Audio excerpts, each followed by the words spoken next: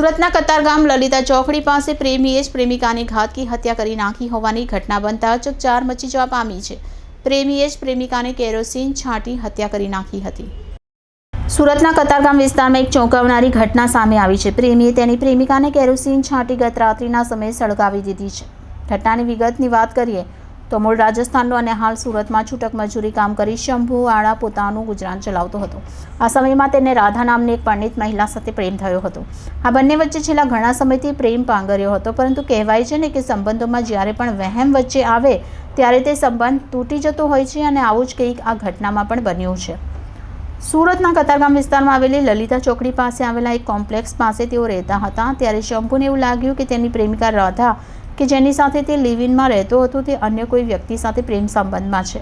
આવો વહેમ શંભુને થઈ જતાં શંભુએ પ્રેમિકાનું કાસણ કાઢવાનું નક્કી કરી લીધું, પરંતુ ઘટનાને કેમ અને કેવી રીતે અંજામ આપવો તે અંગે વિચારી રહ્યો હતો.